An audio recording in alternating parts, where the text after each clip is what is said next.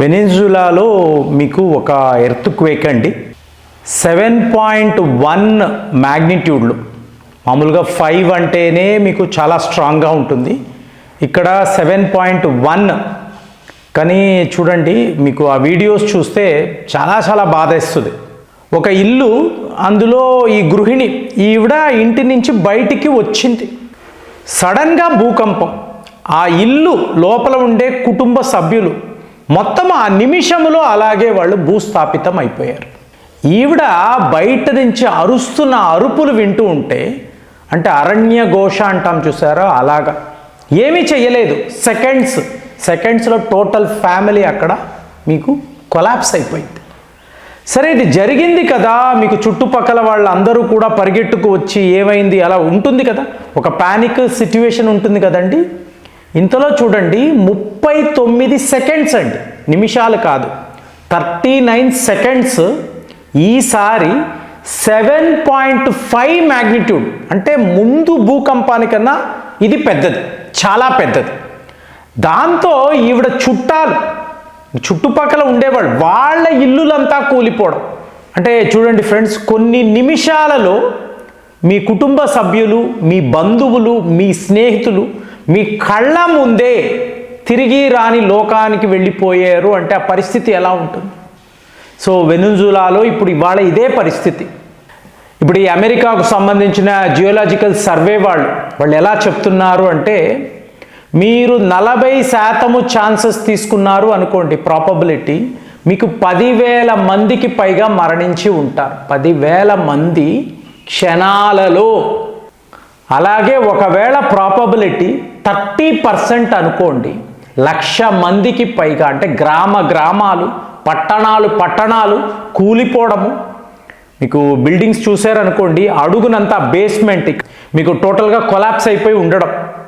So ఏదో ఒక రకంగా ప్రజలు బయటికి రావడం. ఇప్పుడు ఈ బిల్డింగ్స్ కొలాప్స్ అయితే, అంటే ఎడ్జ్లో ఉన్నాయండి, ఎడ్జ్లో. సో ఒక మత్స్యకారుడు బోట్లో వెళ్తున్నాడు, అక్కడ నుంచి అతను తీసిన కొన్ని దృశ్యాలు చూస్తూ ఉండగానే బిల్డింగ్స్ అలా కూలిపోవడం అండి.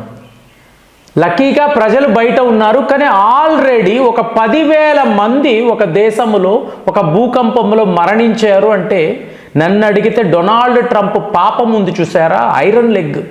వీడు ఎప్పుడైతే వెనిజులాను అన్నాడో ఇలాంటివన్నీ వాళ్ళు చెప్తున్నారు, వాళ్ళ ప్రజలు, మా చరిత్రలో ఎప్పుడు మేము ఇలాంటివి చూడలేదు, ఆ భగవంతుడు మమ్మల్ని ఎందుకు శిక్షిస్తున్నాడు అడుగుతారు కదా. కానీ ఇక్కడ అలా కాదు ఫ్రెండ్స్, ఒక్క వెనిజులానే మాట్లాడుతున్నాను కదండి.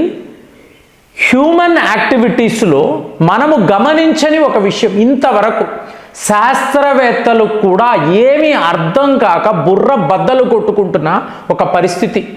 జూన్ 25 ఒకే టైంలో, ఒకే రోజు 3 దేశాలలో 3 కాదు 4 అతిపెద్ద భూకంపాలు. మీకు ఇంకొక విషయం ఏంటంటే, ఎక్కడ ఏ దేశము కూడా ఒక టెక్టానిక్ ప్లేట్లో ఉండదండి. ఇప్పుడు మీరు కాలిఫోర్నియాలో, అమెరికాలో కాలిఫోర్నియా ఎప్పుడు కూడా ఏదో ఒక సమస్య, భూకంపము వస్తుంది, లేదా దావానలము, లేదా మీకు వరదలు. ఈ కాలిఫోర్నియా అంటేనే ఇలాంటి ఒక ప్రాంతం. ఇది మీకు శాన్ ఆండీస్ ఫాల్ట్ సిస్టమ్ అని అంటారు. ఈ టెక్టానిక్ ప్లేట్లో ఉంటుందండి. అయిపోయిందా అమెరికా. ఇప్పుడు మనం మాట్లాడిన వెనిజులా, మీకు ఇదేంటి, Caribbean plate, Caribbean north America tectonic plates లైన్లో ఉంటుంది. అంటే మీకు ఈ భూపలకలకంతా ఒక మార్గం ఉంటుంది కదండి. ఇప్పుడు మీరు సముద్రానికి వెళ్తున్నారు, ఒక ప్లేస్ నుంచి ఇంకొక ప్లేస్కి వెళ్ళేటప్పటికి ఒక పాత్వే ఉంటుంది, ఒక సీవే అంటాం. ఈ మార్గము మీకు భూఫలకాలకు కూడా ఉంటాయి. కాబట్టి అవి కదిలినప్పుడు, ఆ మార్గములో వెళుతున్నప్పుడు ఏ దేశమైనా, ఏ గ్రామమైనా, ఏ పట్టణమైనా వెంటనే ఒక అతిపెద్ద భూకంపం వస్తుంది. మొన్న ఫిలిప్పైన్స్లో చూసాం కదా. ఇదంతా ఏమిటంటే ఇది. సో ఇప్పుడు ఈ వీడియో మాట్లాడదామని రెడీ అయ్యాను, ఇంతలో వార్త ఎక్కడ, జపాన్ నుంచి. మీకు జపాన్లో 7.2 మీకు మ్యాగ్నిట్యూడ్ ఎర్త్క్వేక్, వెనిజులా లాగే జపాన్లో కూడా. కానీ జపాన్ దేశాన్ని చూసారనుకోండి, ఫీనిక్స్ పక్షిలాగా అండి, బూడిద నుంచి మళ్ళీ లెగడం. మనం 2వ ప్రపంచ యుద్ధంలో చూసాం. అతలాకుతలం అయిపోయిన దేశము. ప్రతిసారి కూడా ఒక అతిపెద్ద న్యూక్లియర్ లీకేజ్ జరిగింది, ఏది సునామీ వలన. అయినా కూడా బతికి బట్టకట్టారు. అంటే చూడ్డానికి మనం భారతీయులు మనకు అర్థమే కాదు ఇలా ఎలా ఉంటుందని. మీకు ఇలాగా కొంతమంది ఇలా వర్కర్స్ వస్తున్నారు, సడన్గా బిల్డింగ్ అంతా అలా ఊగిపోతుంది. సో వాళ్ళకి ట్రైనింగ్ ఇస్తారు కదండి, నేరుగా వెళ్ళి టేబుల్కి అడుగున దాక్కుంటున్నారు. మీకు మొత్తం అంతా కూలిపోతుంది. కూలిపోయిన తరువాత భూకంపం ఆగిపోయిందన్నాక మళ్ళీ బయటకు వస్తున్నారు, మళ్ళీ అన్నీ సర్దుకుంటున్నారు. స్కూల్ పిల్లలతో సహా ఇదే ట్రైనింగ్ అండి. డెస్క్కి అడుగున వెళ్ళి దాక్కో, భూకంపం వెళ్ళిపోయిన తర్వాత మళ్ళీ బయటకు వచ్చి కూర్చో, మళ్ళీ నీ పాఠాలు నువ్వు మొదలుపెట్టు. ప్రపంచంలో ఎక్కడా మనం చూడము. అలాంటిది మీకు జపాన్ అన్నప్పుడు ఏంటి, పసిఫిక్ రింగ్ ఆఫ్ ఫైర్. ఇప్పుడు కాలిఫోర్నియాలో మీకు ఉదయం 8:10 ఒక భూకంపం అండి కాలిఫోర్నియాలో. మీరు అదే వెనిజులా అన్నారనుకోండి, మీకు మధ్యాహ్నం 3ంటికి.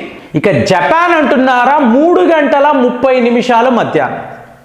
సో ఒకే రోజు 3 విచిత్రమైన కాంటినెంటల్ డ్రిఫ్టింగ్ జరిగే ప్రాంతాలు, టెక్టానిక్ ప్లేట్స్, సేమ్ డే 4 భూకంపాలు రావడము ఫార్ ద ఫస్ట్ టైం అని చెప్పి శాస్త్రవేత్తలు చెప్తున్నారు.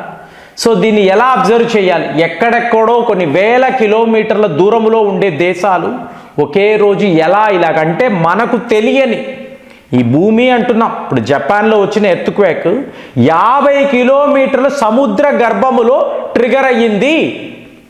సముద్రానికి అడుగున 50 కిలోమీటర్లు, మీరు ఊహించగలరా? అక్కడ ట్రిగర్ అయ్యింది. రేపు ఇది సునామీగా రావచ్చు. ఒక్క వెనిజులా చూసారనుకోండి, 20 ఆఫ్టర్ షాక్ వేవ్స్ అండి. భూకంపం వచ్చి వెళ్ళిన తరువాత 20 షాక్ వేవ్స్. సో ప్రజలకు ఏమీ అర్థం కావడం లేదు. సో ఇంతలో మీకు అమెరికా, జపాన్, ఇక్కడ ఉండే శాస్త్రవేత్తలంతా అలర్ట్ అయ్యి ఈ లైన్ ఉంటుందండి. ఇప్పుడు నేను గమనించాను, గంగోత్రిలో ఉన్నప్పుడు భూకంపము, ట్రైన్లో ఎక్కి కూర్చుంటే, ఢిల్లీలో ట్రైన్లో ఎక్కి కూర్చుంటే అస్సాంలో భూకంపము వచ్చింది. ఆ మిత్రులు చెప్తూ ఉంటే ఆశ్చర్యపోయాను. మీకు గంగోత్రి ఎక్కడ ఉంది, అస్సాం ఎక్కడ ఉంది, ఒకటే లైన్ అండి. ఈ లైన్లో ఎక్కడైనా అంటే ఏంటి, ఢిల్లీలో భూకంపం వస్తే నేపాల్లో రావచ్చు, నేపాల్లో వస్తే పాకిస్తాన్లో రావచ్చు, ఆఫ్ఘనిస్తాన్లో రావచ్చు, టర్కీలో కూడా మనం భూకంపాలు చూసాం. కాబట్టి మనం సేఫ్గా ఉన్నాము, మనం పెద్దగా పట్టించుకోము. కానీ ప్రతిరోజు కూడా ఇలాగ ఈ పోరాటాల్లోనే ఉండే జపాన్ ప్రజలను ఏమనాలి? ఫార్ ద ఫస్ట్ టైం మేము ఇలా చూస్తున్నామండి అంటున్నా ఈ వెనిజులా ప్రజలు, వాళ్ళని ఎలా అనాలి? ఎప్పుడు ఏదో ఒక వాతావరణ మార్పు జరుగుతూనే ఉంటుంది మా కాలిఫోర్నియాలో. కాలిఫోర్నియా అంటే ఏంటంటే ఒక విడి దేశం యొక్క జీడిపి ఎంతో అంత ఉంటుంది. చాలా చాలా ముఖ్యమైన ప్రాంతం అమెరికాలో. కాలిఫోర్నియాలో కూడా ఎప్పుడు అంటే టైం టు టైం ఇలాంటిది ఏదో ఒకటి జరుగుతూనే ఉంటుంది. వర్షాకాలము అంటే ఫ్లడ్స్ అంటాం, ఎండాకాలం అంటే వైల్డ్ ఫైర్ అంటాం. ఇవాళ భూకంపాలు వస్తున్నాయి. ఏంటి, బుల్లెట్ ట్రైన్స్ని కూడా వీళ్ళు మేనేజ్ చేయగలరండి జపాన్ వాళ్ళు. బుల్లెట్ ట్రైన్స్ని సస్పెండ్ చేసామో అన్నారు, వితిన్ అవర్స్ మళ్ళీ సర్వీసెస్ను రీస్టార్ట్ చేసామో అంటున్నారు. అలాంటిది ఒకవేళ అనుకోకూడదు, మన దేశంలో ఇలాంటి ఒక పరిస్థితి ఉంది అనుకోండి, మనం మేనేజ్ చేయగలమా? సో అలాంటి సిస్టమ్స్ మన వద్ద ఉన్నాయా? ఇక్కడ కూడా పెద్ద పెద్ద స్కై స్క్రేపర్స్ ఉన్నాయి కదండి. సో వాటికి కావాల్సిన ప్రొటెక్షన్ ఢిల్లీలో ఉందండి. ఢిల్లీ మెట్రో అనేది చాలా చాలా సురక్షితము అంటారు, ఎర్త్క్వేక్ను కూడా తట్టుకోగలదు అంటారు. మరి అలాంటి సిస్టమ్స్ భారత్కి కూడా అవసరం అని చెప్పి మీకు అనిపిస్తుందా? ఈ దేశాలను చూసారంటే, ఇక్కడ నివసించే ప్రజలను చూసారనుకోండి, చాలా చాలా విచిత్రమైన జీవితం కదా. మరి ఇలాంటి పరిస్థితులు భారత్లో ఉంటే ఎలా ఉంటుంది? ఊహించి కామెంట్స్లో రాయండి. మళ్ళీ వచ్చే వీడియోలో కలుద్దాం. జై హింద్.